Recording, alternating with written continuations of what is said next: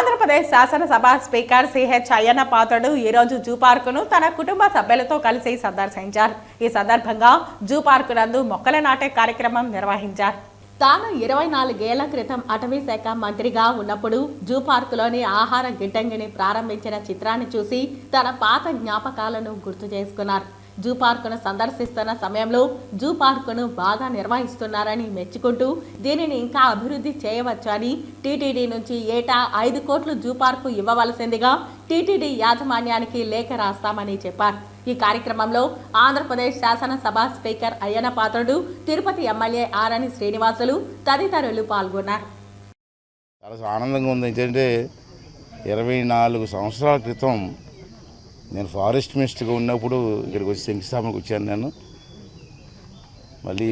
ఈరోజు మళ్ళీ స్పీకర్గా వేరే పదవి రాజ్యాంగ పదవిలో మళ్ళీ వచ్చి చెట్టు నాటే మొక్క నాటే అవకాశం రావడం అదృష్టంగా భావిస్తాను. అందులో తిరుపతిలో వెంకన్న స్వామి సన్నిధిలో నేనేమంటానంటే ఈ మధ్యన కొత్త పద్ధతి చూసాం. చెట్లు కొట్టేయడం, అన్ని ప్రభుత్వాలు చెట్లు నాటడం అంటే మన రాష్ట్రంలో చెట్లు కొట్టేయడం పద్ధతి చూసాం.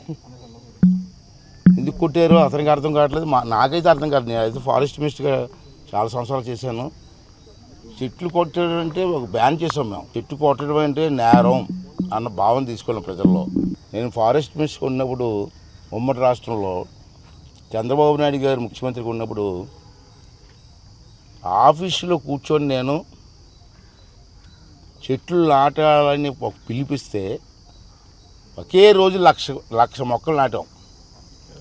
ఒకే రోజు సింగిల్ డేలో రాష్ట్ర వ్యాప్తంగా 1,00,000 మొక్కలు నాటిన కార్యక్రమాలు మాకు తెలుసు.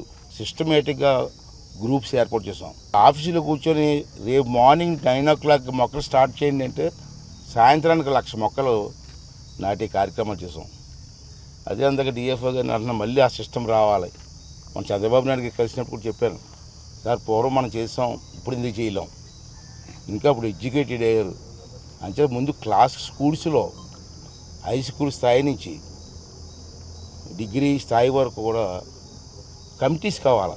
మళ్ళీ దాన్ని రివైజ్ చేసి మనం పికప్ చేయగలిగితే రాష్ట్ర వ్యాప్తంగా 1,00,000 మంది కార్యకర్తలు, గ్రీన్ కార్డ్ కార్యకర్తలు ఉంటే మనం ఫోన్ కాల్తో కార్యక్రమాలు చేయవచ్చు. మళ్ళీ పూర్వం వైభవం తీసుకురావడానికి అక్కడ అవకాశం వస్తుంది. చాలా సంతోషం. మరి నేను మన చంద్రబాబు గారు కూడా చెప్పాడు, అతను కూడా ఓకే అన్నారు. ఫారెస్ట్ మినిస్టర్గా మన పవన్ కళ్యాణ్ గారు ఉన్నారు. ఇప్పుడు వారు కూడా మన అసెంబ్లీలో కలిసినప్పుడు చెప్పాను నేను.